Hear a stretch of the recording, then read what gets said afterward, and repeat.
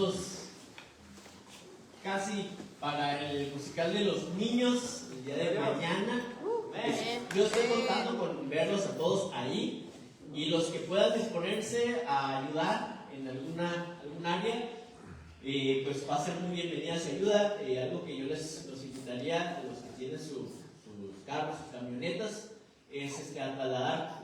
Ayer se estuvieron las hermanas, algunas de las mamás de algunos de los niños del coro, de las 10 de la mañana hasta las 7 de la noche trabajando en escenografía.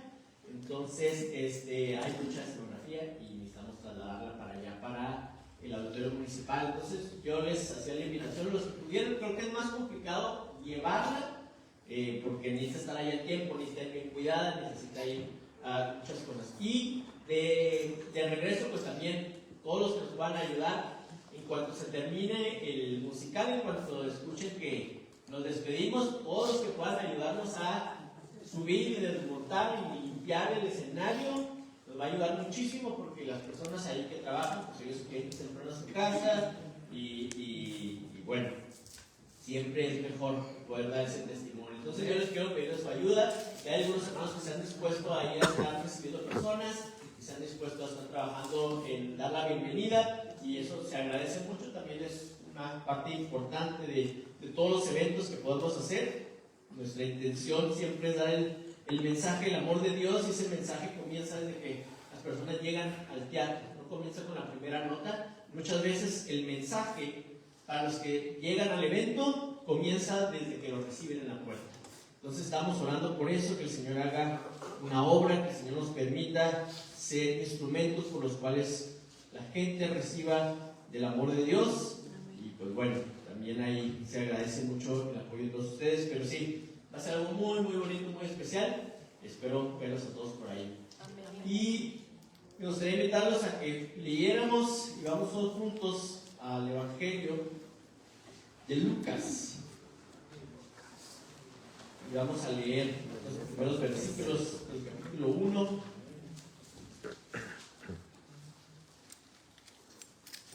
Acercándose la temporada navideña. ¿Amén? ¿Cuánto ya tienen Lucas? Amén. Amén. Gracias. Dice: puesto que muchos han tratado de poner en orden la historia de las cosas que entre nosotros han sido ciertísimas, tal como nos lo enseñaron los que desde el principio lo vieron con sus ojos y fueron ministros de la palabra, me ha parecido también a mí, después de haber investigado con diligencia todas las cosas desde su origen, escribírtelas por orden, oh excelentísimo Teófilo, para que conozcas bien la verdad de las cosas en las cuales has sido instruido. Hubo en los días de Herodes, rey de Judea, un sacerdote llamado Zacarías, de la clase de Abías. Su mujer era de las hijas de Aarón y se llamaba Elizabeth. Ambos eran justos delante de Dios y andaban irreprensibles en todos los mandamientos y ordenanzas del Señor. Pero no tenían hijo, porque Elizabeth era estéril y ambos eran ya de edad avanzada. Aconteció que, ejerciendo Zacarías el sacerdocio delante de Dios según el orden de su clase, conforme a la costumbre del sacerdocio, le tocó en suerte ofrecer el incienso de entrada en el santuario del Señor. Y toda la multitud del pueblo estaba afuera orando a la hora del incienso. Y se le apareció un ángel del Señor puesto en pie a la derecha del altar del incienso. Y se turbó Zacarías al verle y le sobrecogió temor. Pero el ángel le dijo: Zacarías, no temas, porque tu oración ha sido oída. Y tu mujer Elizabeth te dará a luz un hijo y llamará su nombre Juan.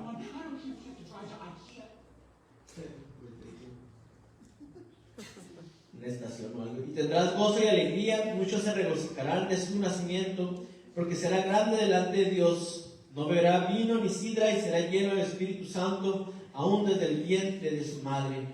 Y hará que muchos de los hijos de Israel se conviertan al Señor, Dios de ellos, e irá delante de él con el espíritu y el poder de Elías, para hacer volver los corazones de los padres a los hijos y de los rebeldes a la prudencia de los justos, para preparar al Señor un pueblo bien dispuesto. Dijo Zacarías al ángel: ¿en qué conoceré esto? Porque yo soy viejo y mi mujer es de edad avanzada.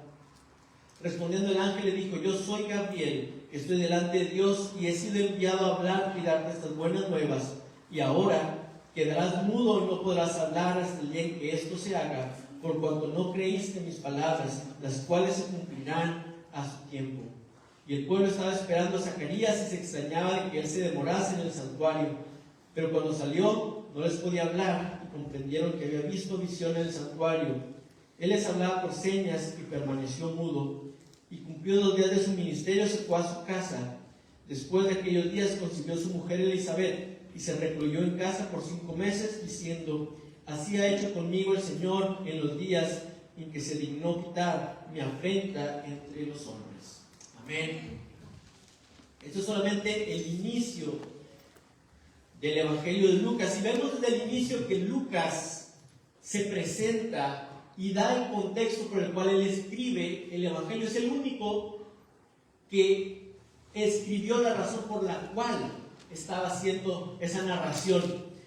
Y suponemos que ya desde aquel entonces, como suele suceder en cualquier evento aquí en la historia humana, no importa si alguien estuvo ahí o si no estuvo o si nomás le contaron, muchas versiones empiezan a surgir.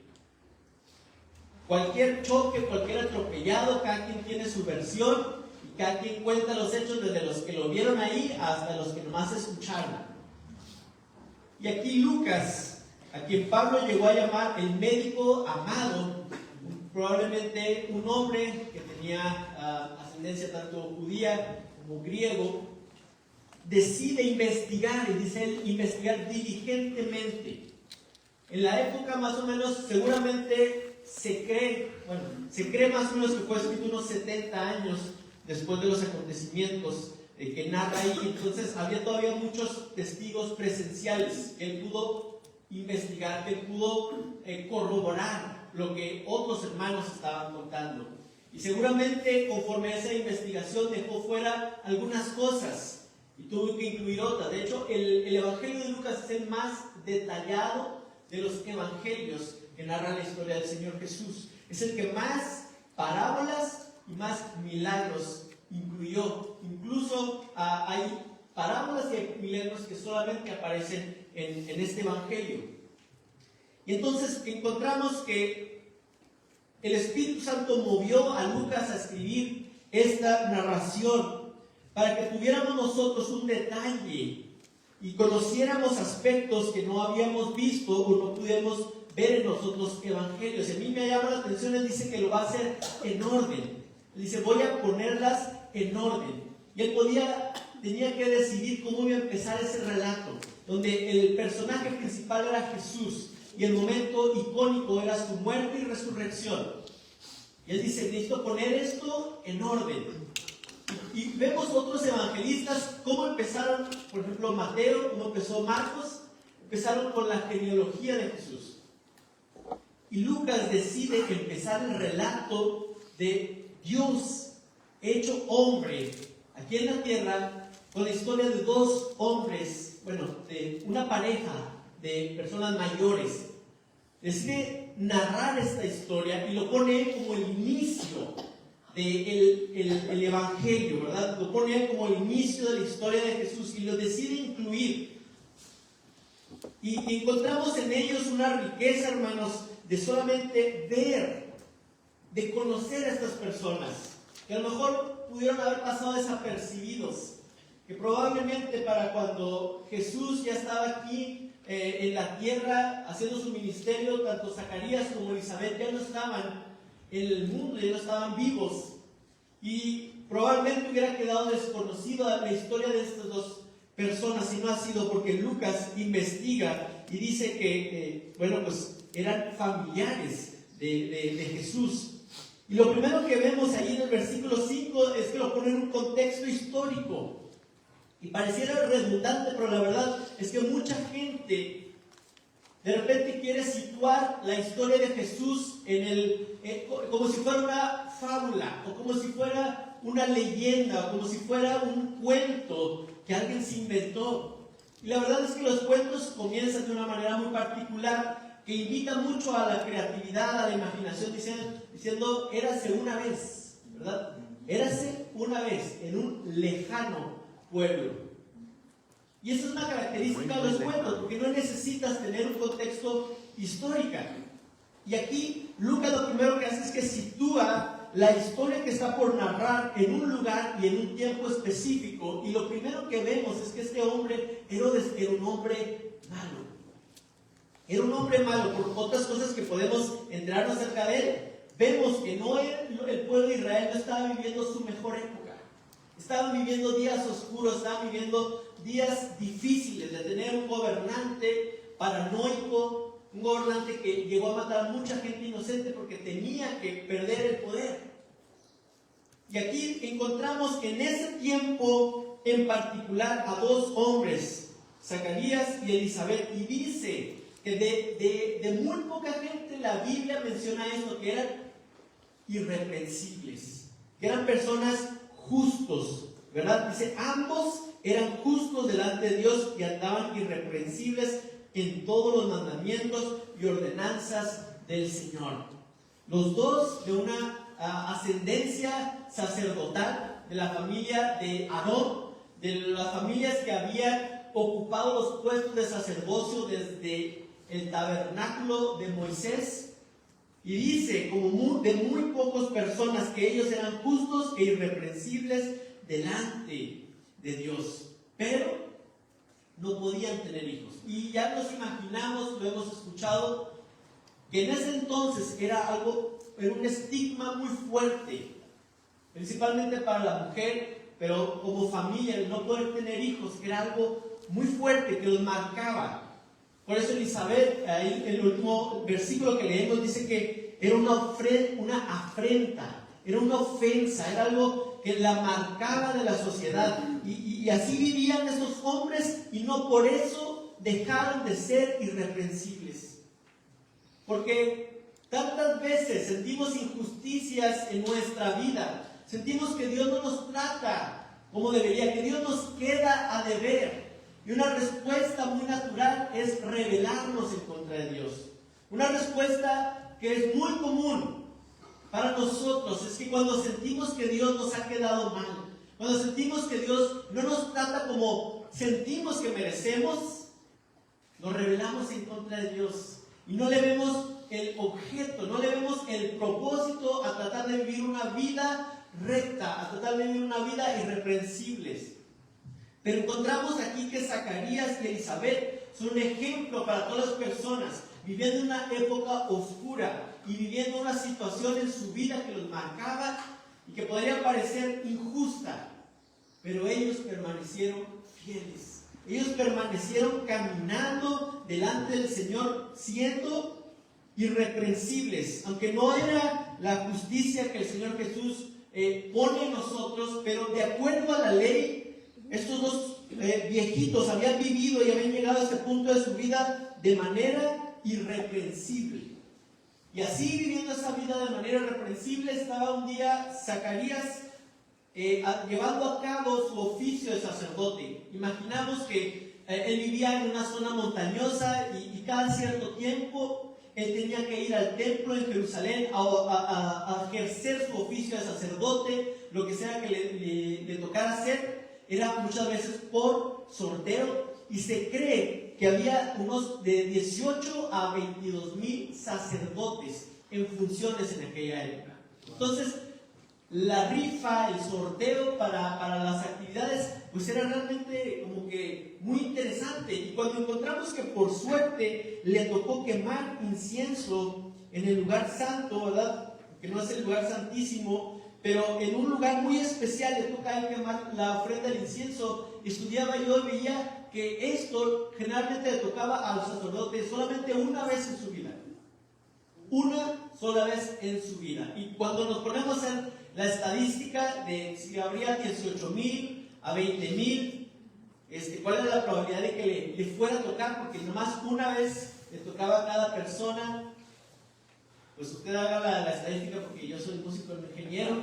Ahí se las dejo de tarea. Un octavo. La hermana directora de escuela, entonces, y la verdad se con eso. Pero yo no me quise meter, solamente entiendo y entendemos, y creo que nos da a entender Lucas que era algo muy especial. No era cualquier cosa. No era así como que otra vez me tocó. Era algo que probablemente, ¿verdad?, entendiendo que solamente le tocaba una vez en la vida, hasta este punto, cuando ya es muy viejo, muy avanzado de edad, le toca finalmente. A mí me recuerda cuando en las rifas del trabajo, yo tengo 20 años y me he sacado así, miren, con estos dedos puedo contar las cosas que me he sacado. Un jersey, una tostadora, una maletita y una guafera. La guafera fue una mejorcita el año pasado. Pero hay compañeros que el primer año que están ahí en la rifa sacan la pantalla a las 50 minutos.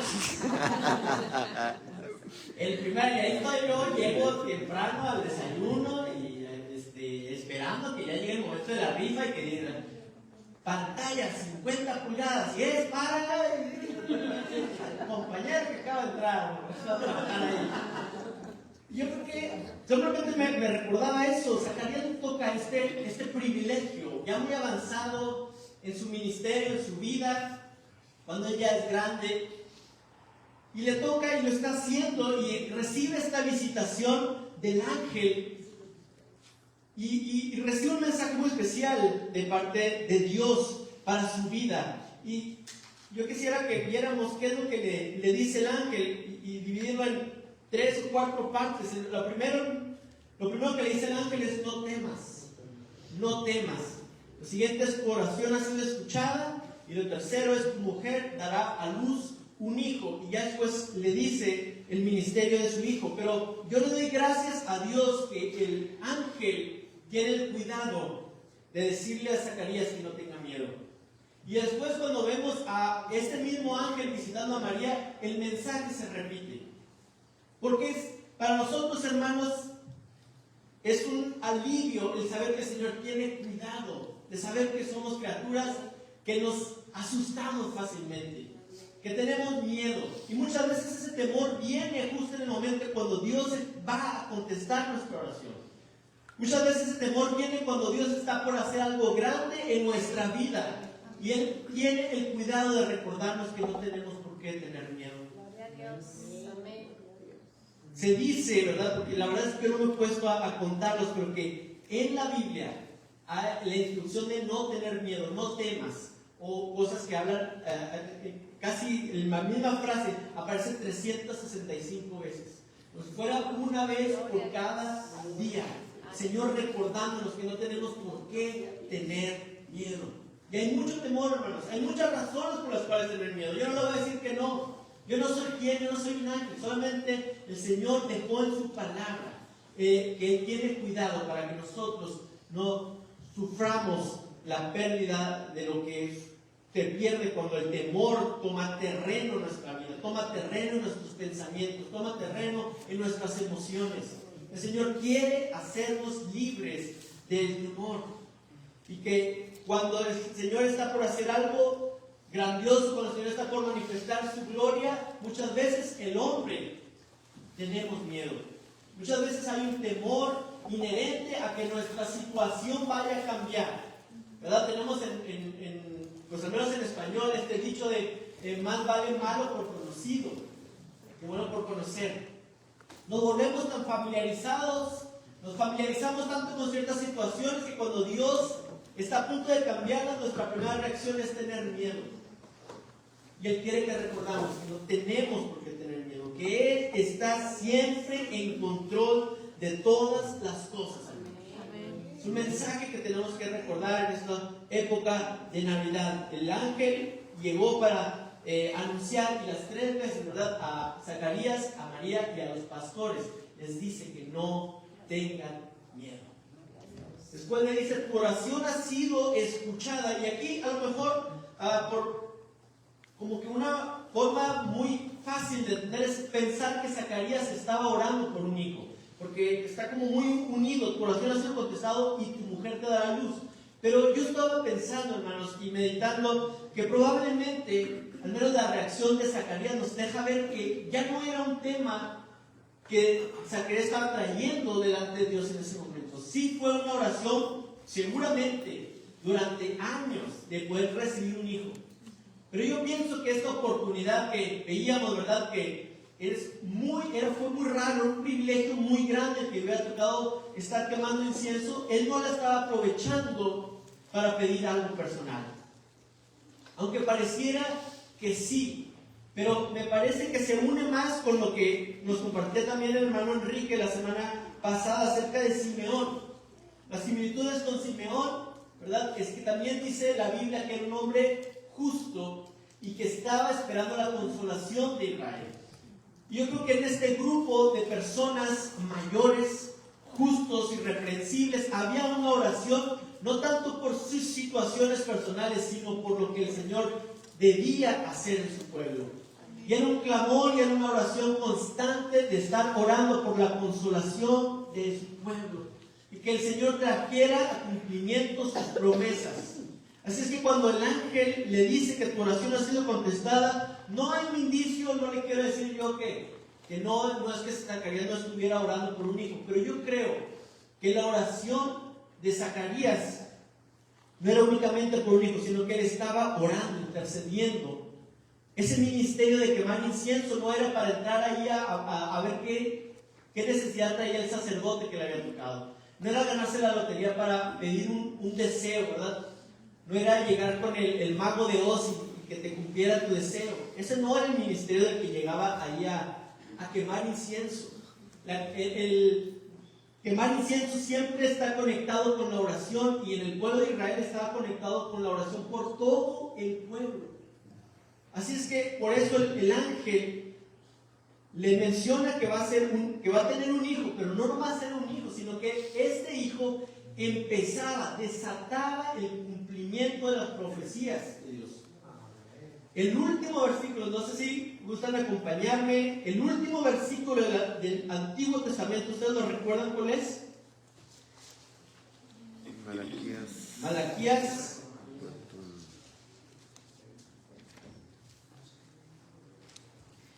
Los últimos dos versículos dice: he aquí yo os envío el profeta Elías antes que venga el día de Jehová grande y terrible. Él hará volver el corazón de los padres hacia los hijos y el corazón de los hijos hacia los padres, no sea que yo venga y hiera la tierra con maldición. Con esto cierra el ministerio de los profetas. Y hubo un silencio de 400 años en donde no hubo una palabra del Señor, no había una aparición, no hubo nada hasta ese momento que Zacarías, entrando al templo, recibe una visita de un ángel y le dice que está por cumplirse ese preciso versículo. El ministerio de Juan el Bautista lo describe ahí el ángel, que era precisamente eso, el espíritu de Elías que venía a volver los corazones de los padres hacia los hijos, a preparar el camino del Señor. Entonces, yo creo que Zacarías, aunque pudiera hacer una oración en su corazón, él estaba intercediendo por el pueblo de Israel y porque llegara el cumplimiento de las profecías que el Señor había dicho acerca de su pueblo, ¿verdad? Y la tercera cosa que dice: tu mujer dará a luz un hijo. Elizabeth estaba en esta lista de mujeres, de grandes mujeres, pero madres de hombres poderosos, siervos del Señor, que fueron estériles. Estaba en la compañía de Sara, estaba en la compañía de Rebeca, esposa de Isaac, estaba en la compañía de Ana, la madre de Samuel, y de Raquel también, ¿verdad? Madre de José. Y el ángel estaba diciendo que su mujer estaba por dar a luz un hijo. Y para mí eso me recuerda más en el Salmo 113, versículo 5. No sé si alguien me puede ayudar a leerlo. Salmo 113, versículo 5 en delante, hasta que termine el Salmo 113, del 5 en delante. Amén, hermano. Ven como Jehová nuestro Dios, que se sienta en las alturas, que se humilla a mirar en el cielo y en la tierra. Él levanta del polvo al pobre y al menesteroso alza del muladar, para hacerlo sentar con los príncipes de su pueblo. Él hace habitar en familia a la estéril, que se goza en ser madre de hijos. Aleluya. Amén. Amén. Este último versículo: Él, Dios, hace habitar en familia a la estéril. Y el Señor estaba aquí, el ángel estaba diciendo a Zacarías que el Señor estaba cumpliendo nuevamente su promesa de este salmo, que Él estaba por hacer, porque la estéril diera a luz un hijo y que se gozara en ser madre.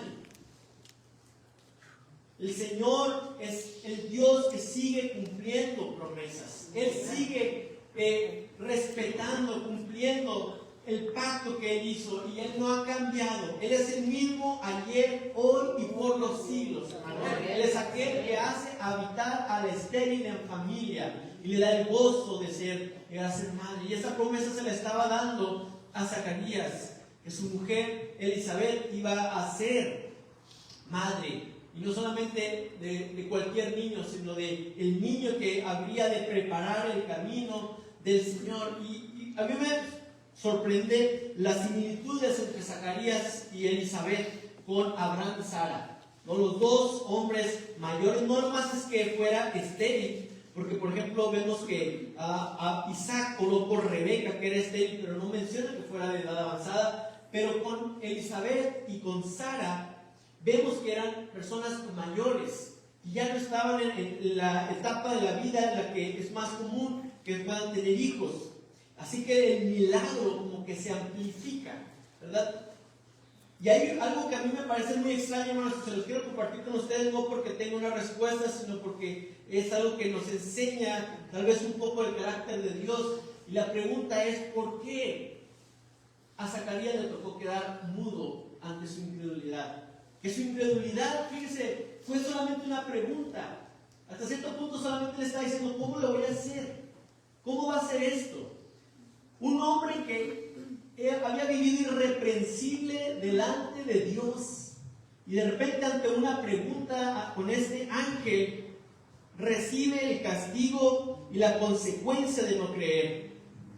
Y Abraham, que también preguntó, recibió una respuesta más condescendiente, una respuesta más amable.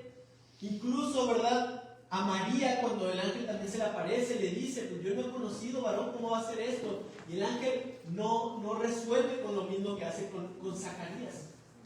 Y es de extrañar cuántos personajes en la Biblia dudaron de la palabra de Dios y no fueron golpeados por esta misma justicia expedita, ¿verdad?, de quedarse mudos o algún otro castigo. Gedeón, ¿cuántas pruebas le puso a Dios de su palabra? Ezequías, el rey Ezequías, cuando estaba por morir y recibe una palabra que va a ser sano, él le pide un milagro a Dios que le muestre, que le ayude a creer. Y a Zacarías no hubo segunda oportunidad, no hubo segundo, te equivocaste, vuelve a intentarlo, no hubo esa, no te preocupes, Dios no va a ser así. En ese momento él queda mudo.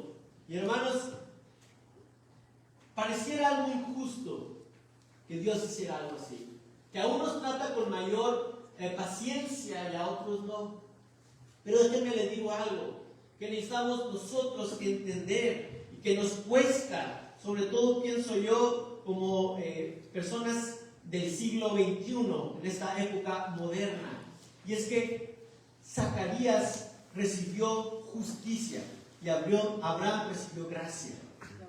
No es que haya sido injusto Dios, lo que sucedió con Zacarías es la consecuencia de no creerle a Dios. Eso es la justicia, hermanos. Y Dios dice ahí, ¿verdad?, en Romanos 9:14, yo tendré misericordia de quien yo tenga misericordia. No es que Dios está ahí viendo y tratando de quedar bien con todos. Dice 9:14 de Romanos, ¿qué pues diremos? ¿Que hay injusticia en Dios? En ninguna manera. Pues a Moisés dice, tendré misericordia del que yo tenga misericordia y me compadeceré del que yo me compadezca. Zacarías recibió justicia, hermano. No nos dejemos engañar por una mentalidad de que Dios es injusto. Lo que pasa es que Dios prefiere tratar al hombre con gracia y paciencia que con justicia. Que no seamos hombres pidiéndole justicia a Dios porque no la soportaríamos. Ninguno estaríamos a la altura, hermanos. solamente vale la pena recordar que no creerle a Dios tiene consecuencias. Gracias a Dios que la mayoría de las veces Él trata con paciencia nuestra incredulidad, pero hay consecuencias de no creer a la palabra de Dios, hermanos. Y asegurémonos de que si recibimos una palabra del Señor, obedezcamos. Y asegurémonos de que si recibimos una palabra del Señor, la pongamos en obra, creyéndola de todo corazón. Él estaba diciendo, Zacarías le estaba diciendo, soy demasiado viejo, mi esposo también es demasiado mayor. ¿Y cuál es la respuesta del ángel? Dice, yo soy Gabriel que estoy delante de Dios. ¿Cuál es tu excusa, Zacarías? ¿Cuál es tu razón para no creer? Yo vengo delante de la presencia del Dios mismo que hizo los cielos y la tierra con el poder de su palabra, y tú me estás diciendo que estás demasiado viejo, que no puedes. Y así muchas veces, por absurdo que parezca, hermanos, nosotros tratamos a Dios. Porque esos tiempos de espera, esos tiempos que sentimos que Dios no contesta nuestras oraciones, van endureciendo nuestro corazón. En algunos casos nos van volviendo cínicos, nos van volviendo como con una amargura. Pero delante del Señor, hermanos, no hay nada imposible. Y de hecho, esa misma declaración lo hace el ángel cuando va con María y le dice a María que su pariente Elizabeth está por dar a luz un hijo. Da uno de los versículos que son un ancla para nosotros, ¿verdad? Dice, en Dios nada es imposible. Para Dios nada hay imposible. Ahí en el versículo 37, porque nada hay imposible para Dios, hablando acerca de Elizabeth. Y ahí queda mudo Zacarías. Yo creo que fue un tiempo de mucha reflexión.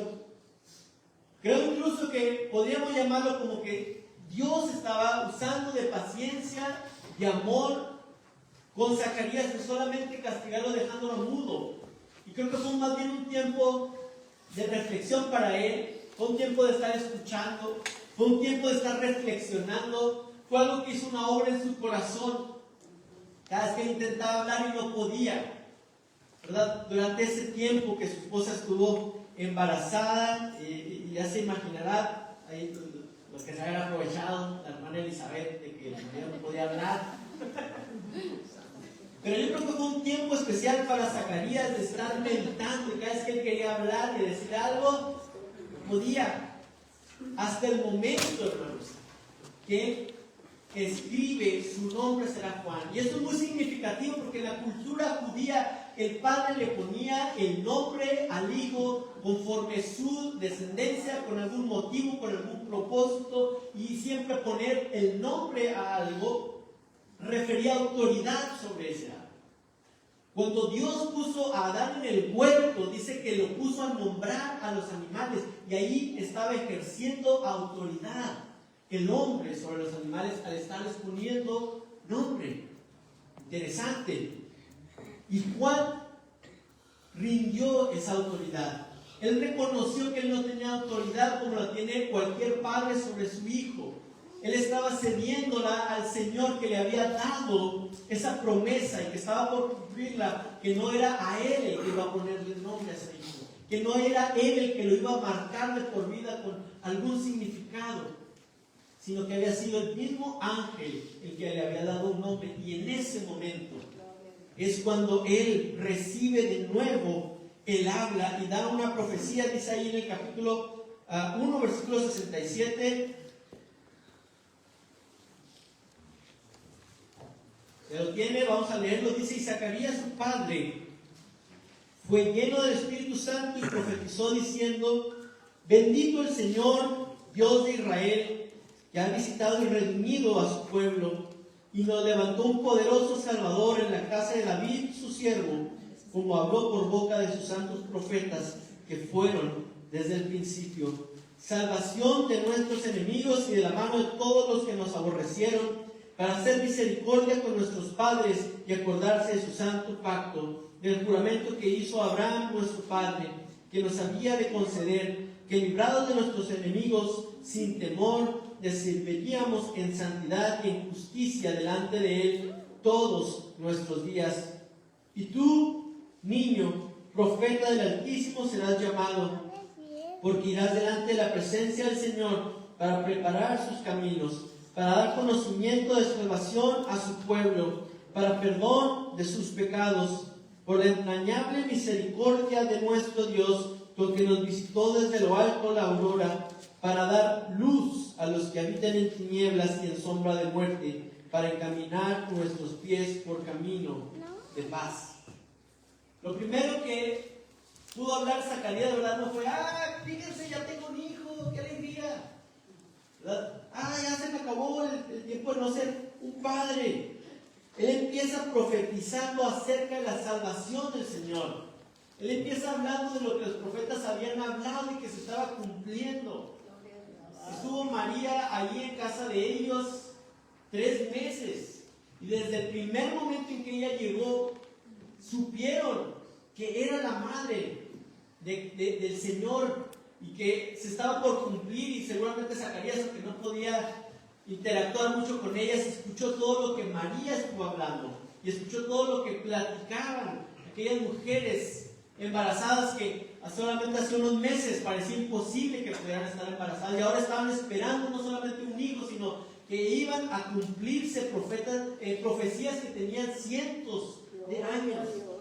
Incluso se puede conectar con Abraham, la profecía que le había dado Dios a Abraham, y ahí estaba Zacarías escuchándolo. Y cuando él finalmente puede hablar, él declara que la salvación había llegado, que el Señor había mandado la salvación, que estaba por cumplirse, y empieza a hablar acerca de la próxima liberación que traería el Señor a su pueblo.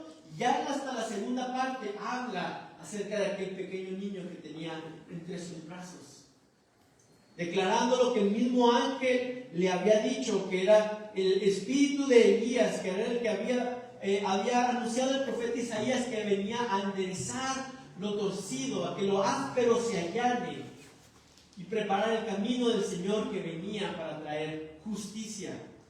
Y hermanos, que en este tiempo, preparándonos para celebrar el nacimiento del Señor, pongamos en nuestro corazón el deseo de preparar ese lugar, de preparar nuestra vida, de que sea un tiempo de reflexión. ¿Qué es lo que el Señor está hablando? ¿Qué es lo que el Señor quiere que cambiemos? ¿Qué es lo que el Señor quiere que dejemos, que renunciemos, que rindamos? Porque ciertamente cualquier cosa que usted y yo podamos rendir, ofrecerle a Dios, no se compara con lo que Él ofreció por usted y por mí. Jamás se va a comparar el sacrificio que usted pueda hacer por Dios con lo que Él ofreció por ti y por mí. Que este sea un tiempo, hermanos, que como lo fue Juan el Bautista, que estuvo preparándose. Así que termina diciendo este versículo, este capítulo, que el niño crecía y se fortalecía en espíritu y estuvo en lugares desiertos hasta el día de su manifestación a Israel. Estemos conscientes de que el Señor nos está preparando, de que el Señor tiene un momento al cual quiere que lleguemos, y que mientras lleguemos hay tantas cosas en nuestra vida que hay que cambiar, hay tantas cosas en nuestra vida que estorban a sus propósitos, que nos alientan, o por decirlo así, nos quitan velocidad en nuestra carrera. Y es un tiempo, hermanos, para recordar que el Espíritu del Señor está disponible para hablar verdad a nuestro espíritu, a nuestro corazón, a nuestro interior, sobre las cosas que necesitamos cambiar. El Espíritu Santo está disponible, como lo estuvo en el profeta Juan el Bautista, ¿verdad? Como estuvo en Juan el Bautista hablando al pueblo, así su Espíritu Santo está hablando a su iglesia de lo que Él quiere hacer, de cómo nosotros tenemos que prepararnos. Que este tiempo es bien fácil que el mundo nos distraiga, hermanos. Está allá afuera lleno de distracciones buenas y distracciones no tan buenas, pero todo nos distrae. Y que el Espíritu del Señor, permitamos que el Espíritu del Señor abra nuestros ojos a lo que Él quiere hacer, abra nuestros ojos a lo que Él está por hacer en medio de nosotros, que no nos distraigamos, que no nos perdamos, que no sepamos qué es lo que Él está haciendo. sino que abramos nuestro corazón y que podamos recibir su mensaje. Amén. Invitarnos a que oremos, digamos: Señor, te damos muchas gracias, porque tú decidiste, por medio de tu Espíritu Santo, guiar a Lucas, Señor, al médico amado, a que escribiera de estos hombres, de Zacarías y Elizabeth, como un ejemplo para nosotros, de hombres intachables, pero que batallaban en creer tu palabra, de hombres intachables que vivían una vida en afrenta, porque no pudieran tener hijos, hasta que tú, Señor, quitaste esa afrenta. Que se quedan, Señor, como un ejemplo de que tú escoges lo que el mundo podría desechar para hacer tu obra. Que tú escoges, Señor, lo que parece imposible para demostrar a este mundo que contigo no hay nada imposible, que no hay nada que sea difícil. Gracias, Señor, por la vida de Zacarías y Elizabeth, por esa fidelidad que ellos mostraron, como lo escogiste tú para traer uno de los profetas más grandes que hubo en la tierra, nacido de mujer. Gracias, Señor, y que podamos nosotros poner en nuestro corazón esta historia, este relato, y sepamos cómo tú estás hablando, cómo tú quieres moldear nuestras vidas a tu voluntad, no a lo que nosotros queremos, no en nuestros tiempos, sino conforme a tu voluntad y en tu tiempo perfecto, Dios.